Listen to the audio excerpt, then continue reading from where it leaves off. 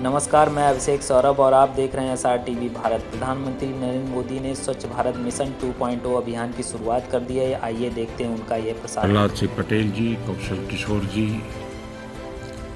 विश्वेश्वर पुरी जी, सभी राज्यों के उपस्थित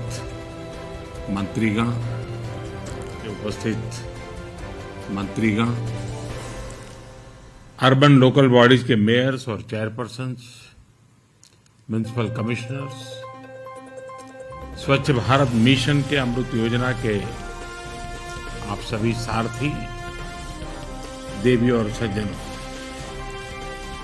मैं देश को स्वच्छ भारत अभियान और अमृत मिशन के अगले चरण में प्रवेश की बहुत बहुत बधाई देता हूं।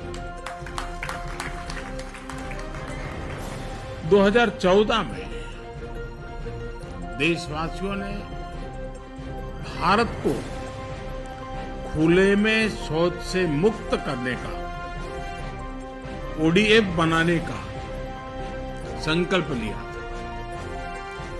10 करोड़ से ज्यादा शौचालयों के निर्माण के साथ देशवासियों ने ये संकल्प पूरा किया। अब स्वच्छ भारत मिशन अर्बन 2.0 का लक्ष्य है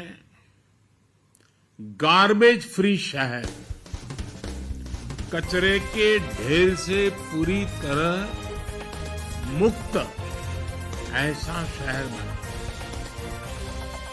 अमृत मिशन इसमें देशवासियों की और मदद करने वाला है।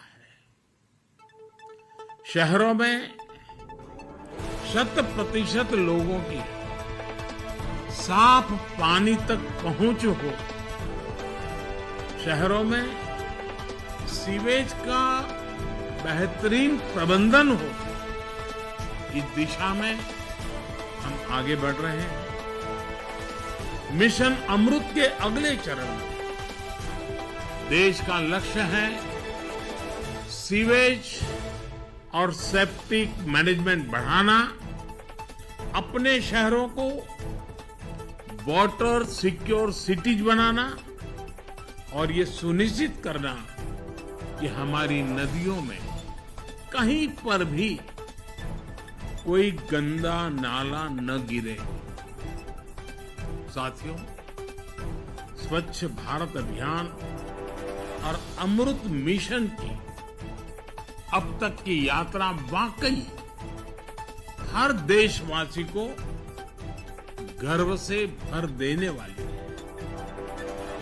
इसमें मिशन भी है, मान भी है, मर्यादा भी है, एक देश की महत्वाकांक्षा भी है और मातृभूमि के लिए अप्रतिम प्रेम भी है। देश ने स्वच्छ भारत मिशन के माध्यम से जो हासिल किया वो हमें आश्वस्त करता है कि हर भारतवासी अपने कर्तव्यों के लिए कितना संवेदनशील है, कितना सतर्क है।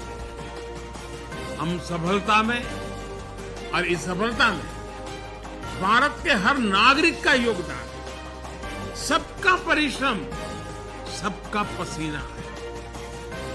और हमारे स्वच्छता कर्मी, हमारे सफाई मित्र हर रोज झाड़ू उठाकर सड़कों को साफ करने वाले हमारे भाई बहन, कूड़े की बदबू को बर्दाश्त करते हुए कचरा साफ करने वाले हमारे साथी सच्चे अर्थ में इस अभियान के महानायक हैं।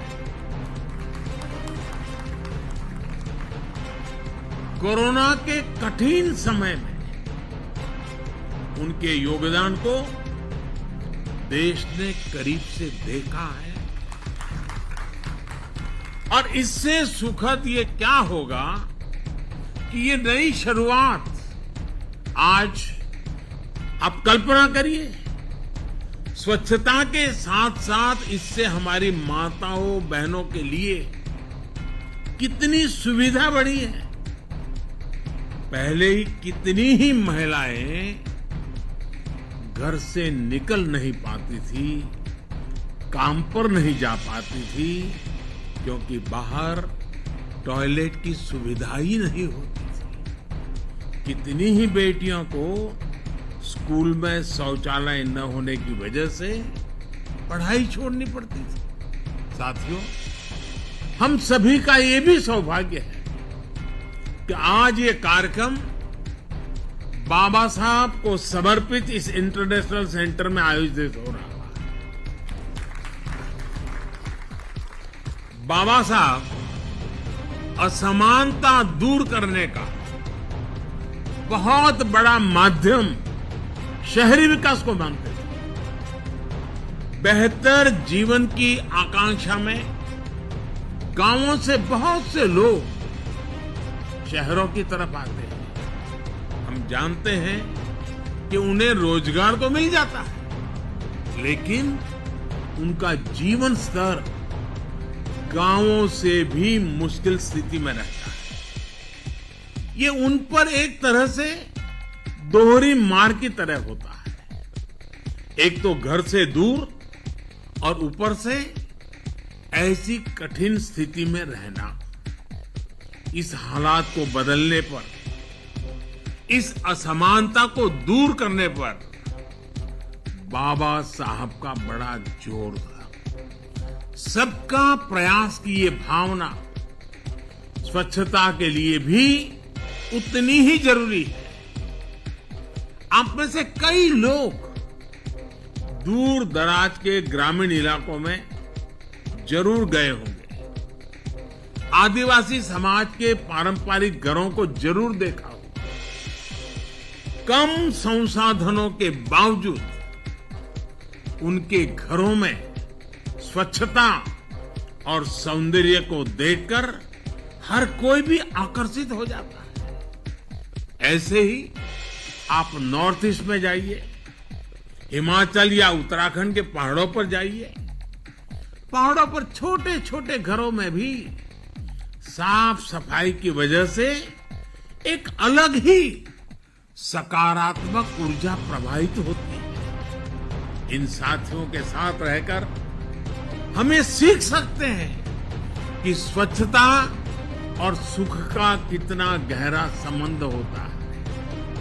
इसलिए जब मैं गुजरात का मुख्यमंत्री बना और प्रगति के लिए पर्यटन की संभावनाओं को निखारना शुरू किया, तो सबसे बड़ा फोकस स्वच्छता और इस प्रयास